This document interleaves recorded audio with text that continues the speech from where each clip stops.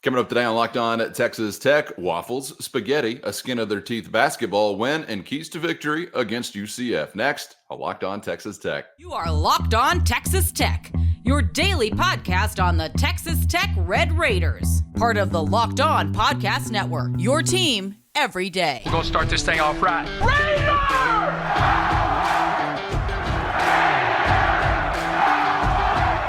Everything runs through Lubbock. Great to see you again on Locked On at Texas Tech on the Locked On Podcast Network. And thanks as always to those making us their first listen on YouTube or anywhere you get podcasts. It's your team every day, free and always available. Today's episode brought to you by PrizePicks. Go to prizepicks.com/LockedOnCollege and use our code LockedOnCollege for a first deposit match up to $100 at prizepicks.com/LockedOnCollege. Daily fantasy sports made easy. With the only Chris Level, I'm Casey Cowan, back once again to wrap up the week, get you set for the weekend. Of course, we're looking ahead to Red Raiders and Golden Knights of Central Florida. Pardon me, regular Knights or Citronauts, whatever your flavor is. Before we're out of here, we also will turn back to United Supermarkets Arena, where the Red Raiders improve to 3-0, but not without some misadventure and some drama. So we'll get to the call Chris was a part of last night on the hardwood, but Chris, of course, also busy man this week, wrapping up his weekly conversation with Tech head football coach Joey McGuire. And Chris, I know that the next game is always the biggest game, but this does kind of feel like this matchup with Central Florida, bowl eligibility on the line for either team, has shown up as a sneaky big or biggest game of the year so far, man. You can make no other plans if you don't get this one out of the way and make it go your way first. Yeah, and it's it doesn't have any impact, unfortunately, on the conference race or anything, but it does affect. It is going to affect the bowl eligibility stuff for both of these teams. But this is one of the best games in the Big 12, of the weekend. A couple of 5-5 teams, I think, that are hot now. And you're right, this one is. It's big for both. I mean, whoever wins it is all of a sudden knows that their season will be extended and they will have won 3 games in a row. And you start to feel really good about things as you head into the stretch after some struggles in maybe late September, early October with both of these teams. And but they're both healthier. And yeah, I think this is going to be a fun one, and it's not going to be easy for either team. I think Vegas thinks this is now is like a 2.5-point game in favor of Texas Tech. But yeah, this is a sneaky tough game for the Red Raiders, but it's going to be sneaky tough for the Knights as well. So I think if anybody comes into this game and doesn't play well and the other team is kind of having a bit of a day, you're going to get popped in the mouth because I think both teams are, it'd just be interesting to see kind of what we get, and speed will be the name of the game, man. And that's what the Red Raiders must contain for UCF. So, Calvin, we want to talk about Coach McGuire's show because he used some food analogies as it related to Senior Day. I'm down.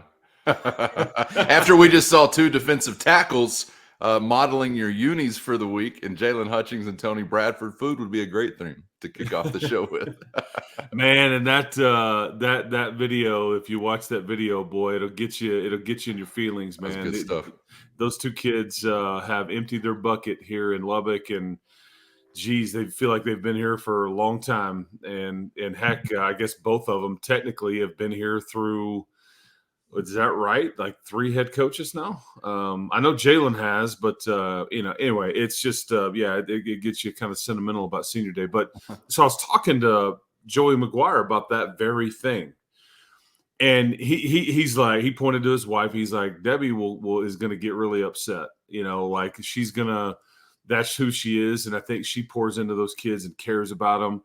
But Joey's like, I'm a people person. He goes, I'm trying to kind of fight this a little bit because I know, because with him, man, you get all the emotions. You get like, he can tear up, but he can also, he can be very fiery. He coaches a lot harder than anybody would think because you just see how nice and jovial he is. He will jump your ass if you're not doing what you need to do on the practice field or otherwise. But he said to me last night, he said, men are like waffles. I'm thinking, like, where are we going here? I'm interested. Yeah, that's right. He's like, men are like waffles.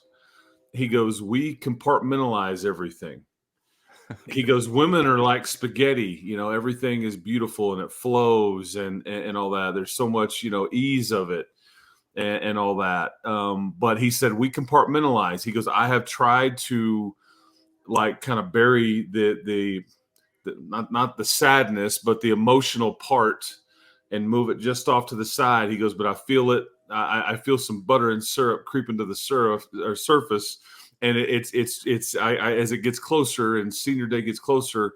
But it went back to, and he mentioned an old coach that would talk about, and we've all heard this saying, but about the truest sense of mental toughness is being where your feet are and like being present in that moment. And if you can do that and do that a lot, and especially in important moments, then you have true mental toughness, because we all get distracted easily, or you're thinking about this or that, or, hey, I'm looking at the phone, or I'm not all mentally there. But that's what he said he would ask of his team, on Saturday. All I ask for you is to be mentally present right now and give me all you got for like 6 seconds at a time, and play hard. But I could tell this is going to be an emotional head coach on Saturday, and that's not a bad thing, because Sure. you're going to get the fiery emotion and the passionate emotion, as well as maybe some liquid awesome leaking out of his eyes when he hugs on Jalen and Tony and Rabbit and guys like that for the last time in Jones Stadium. Liquid awesome. I think that's a new one on me. And waffles and spaghetti. Also, what he told me, yeah. Also a new combo. You threw a curveball. I thought we were definitely going to go for a waffles pancake comparison. And then boom, we're talking spaghetti. This just sounds like, about 2 a.m. back at Raiders Pass with the boys once upon a time, after maybe a trip down to Broadway or the Depot. You get back home, what you got? It's waffles and spaghetti, boys. Eat up. Buffet's free. Chris, I do feel like you've got to be able, you just mentioned it there, to compartmentalize on a day like this, because the emotion can be dangerous, and you could get too amped or too, I don't even know what word is appropriate to describe it, but you do really have to kind of discipline all the things going on around you, because this is a game that sets up so perfectly from a sentimentality standpoint. Senior day at your house, home finale. Do you want to extend your season? Do you want to play with house money in Austin, or do you want to be clinging to life in Austin? It sets up so very well for a fun Saturday if you can be successful because of all the surrounding context. But I guess in a way, I'm kind of hoping that the players aren't really thinking about that surrounding context all that much. Yeah, and I think that's Joey's point, is that let's do that after this one's over. Yeah. Like you don't want your last memory in this deal to be, some team that you've never played before that's brand new to the league coming here and celebrating on your senior day and all that stuff. But I just thought but we'd all be lying. We'd all be lying, every one of us, if you felt like Tony Bradford, Jalen Hutchings, and Rabbit, those three guys specifically, if they aren't different. Yeah. They've seen this thing change a lot. They have emptied their bucket. They are all going to leave here phenomenal football players. They've all kind of touched and been a part of the community in various ways, and they will be sorely missed. I mean, like you don't. We'll spend a lot of time in the offseason trying to figure. I mean, heck, Coach McGuire was talking about the Saints had 4 scouts in the building within the last week. One of the guys they asked the most about was Dadrion Taylor-Demerson. And I believe the general manager of the Saints is set to stop through in the next week or so after the scouts stop by. But Rabbit is a guy they're asking a lot about. And I think that's the beauty of him coming back for another year, and it's worked out like you would hoped it would work out. You didn't win enough games this year. You got your quarterbacks dinged up, whatever. But I mean, there's some of these guys that made some really good decisions. I think Jalen Hutchings has done the same, and heck, Tony Bradford, I guess he could end up being the next police chief right here in Lubbock, Texas. So we'll because Joey hinted at that. Yeah. He's like, I don't know if he'll ever leave Lubbock. I mean, Lubbock doesn't want him to leave, I would guess. By the way. Yeah, and I think Lubbock is better off with Tony Bradford in it for sure. I know some bellies are going to be better off this Thanksgiving, man. Before we move on, Turkey Drive, Tony Bradford Turkey Drive. I don't know what the official name is, but this is a story that is worth a mention because he's doing this of his own accord, volition, and dime, folks. If you're not getting that, this is all Tony Bradford. Yeah, it's Tony's turkey giveaway, but it's 11. It's 11-1 on Monday. You can look at social media, and it's at a Baptist church. But he saved up, some of his NIL money to be able to purchase 100 turkeys, and I mean, and will tell you, he had a rough go of it, growing up, and he had various mentors in the community that really helped he and his family. And he said, I would always pray that if I was ever in a position to help others the way others helped me, I would give back. And so I think he's channeling a little like Oprah Winfrey. You get a turkey, you get a turkey, you get a turkey. But I mean, that's just who this young man is, man. I mean, he's just gold. And it's just like he's got a heart of gold, and he's what's right about the world, and I wish there was more like him. Yeah, no question. I like seeing some of the headshots, I guess, or the player profile pics that were taken when some of these guys were freshmen. The Tech Twitter account was sharing that yesterday. There's maybe 5 or 6 guys that they shared their picture that year and their picture this year. One thing I noticed, I think aside from maybe Malik Dunlap and our guy Henry Newdank Hank Teeter, it put a smile on everybody's face. Freshman to now, Texas Tech put a smile on their faces. Check that out on Twitter if you haven't seen it. It was kind of cool to see how some have changed or not changed in a lot of ways, because some showed up as grown men. Chris, aside from all the pomp and circumstance and the emotion and everything else that's going to go into this one on Saturday, football will be played. Somebody's going to get a win that's going to qualify them for a bowl game. And I'm wondering where we start the conversation if we are considering keys to victory. I know we're going to discuss some of these same names we've already mentioned whenever it comes to stopping guys like RJ Harvey or guys on the back end, like that passing game we talked about it as it relates to Rabbit and his defensive back cohorts. But the keys to victory list this week, where do we begin?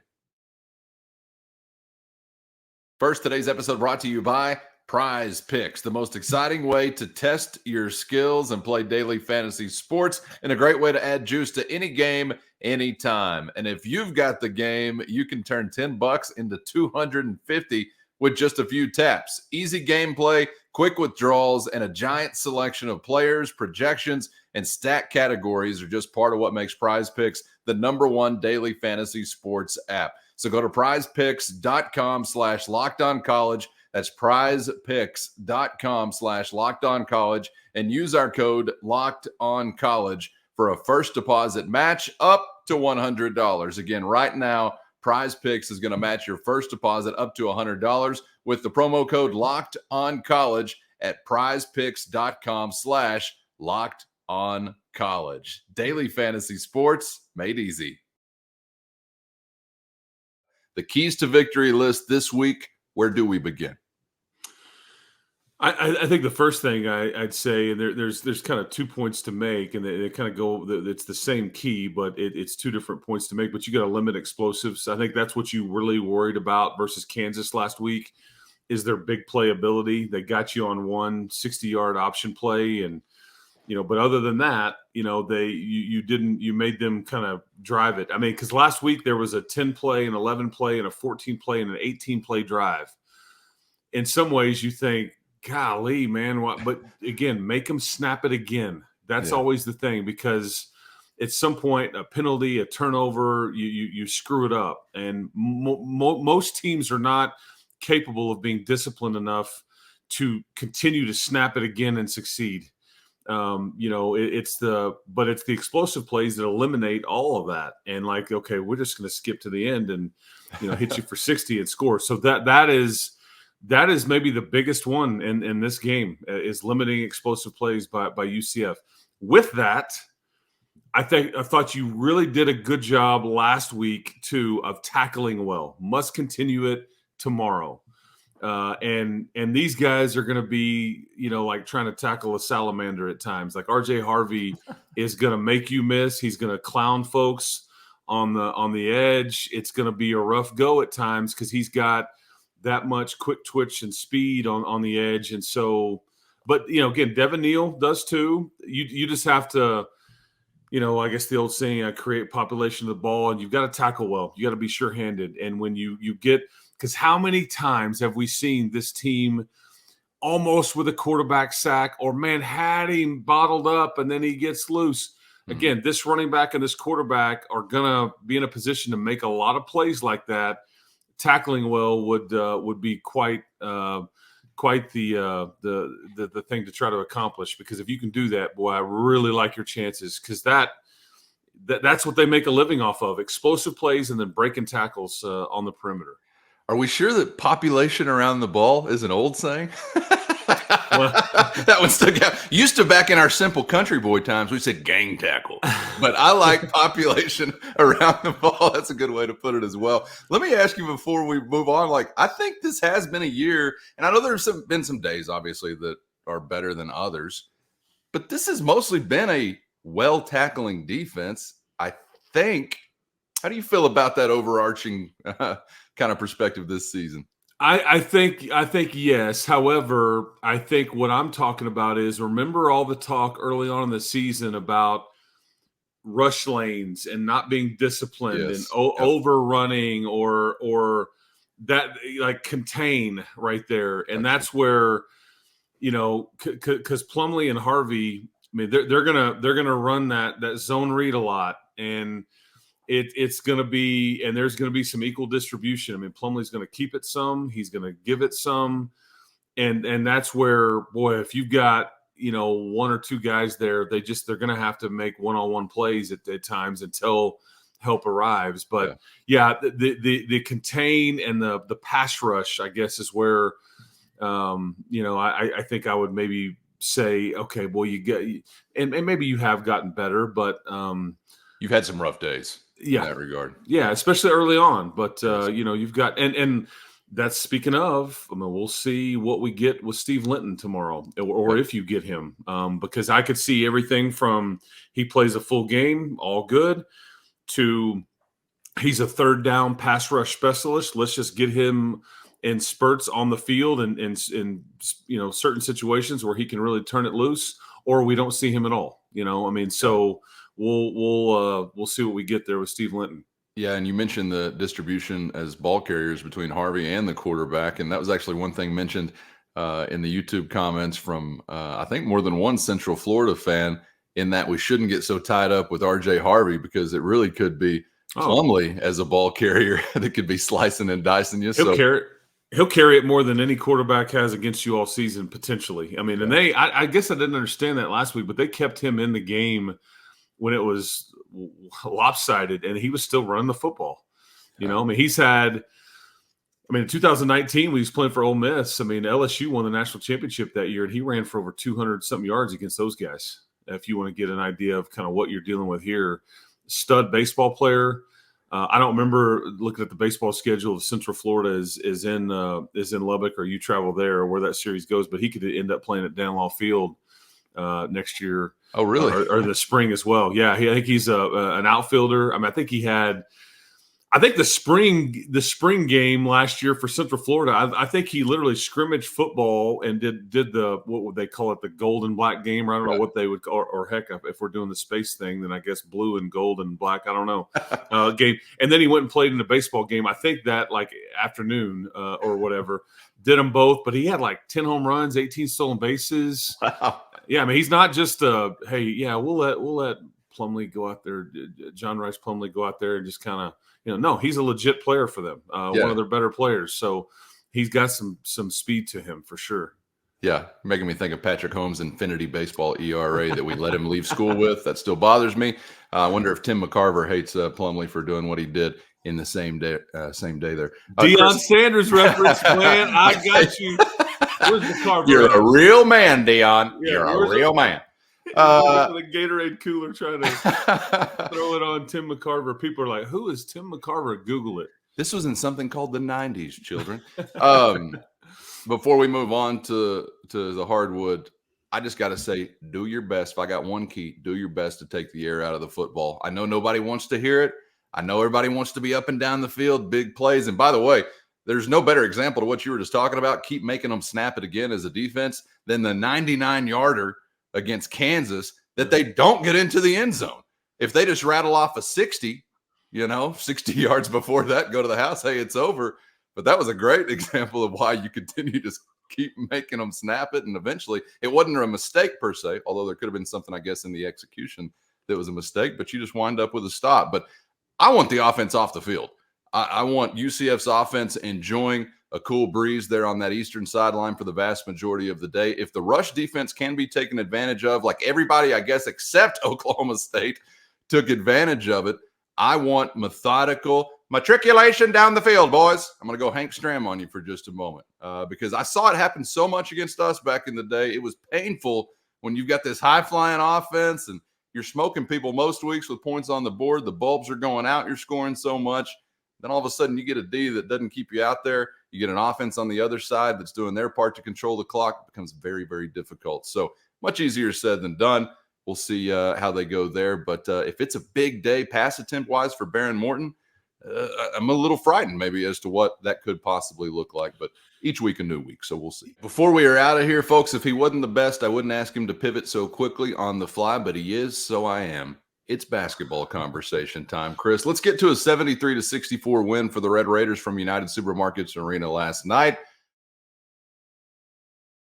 Today's episode also brought to you by Athletic Brewing Company, changing the non-alcoholic beer game one drop at a time, and it's time for your game changers, plural, of the week. This week, it was the Tech offense taking over with 26 seconds left in a tie game on their own 25-yard line. Then Morton to Bradley for 16, 14 to Miles Price, and another 33 back to Bradley gives Gino Garcia the chance to nail a 30-yard field goal, making Tech a 16-13 winner over 16th ranked Kansas. And just like Morton, Bradley, Price, and Gino Garcia, Athletic Brewing Company is changing the game with non-alcoholic beer that tastes good. I'm talking great tasting, award-winning, and you're going to find more than 50 styles at athleticbrewing.com. But what you'll never find is a hangover with Athletic Brewing Company. So change the game by finding Athletic Brewing Company's non-alcoholic beer at a store near you or online at athleticbrewing.com. And right now, first-time customers can get 15% off your first online order by using our code LOCKEDON. That's locked on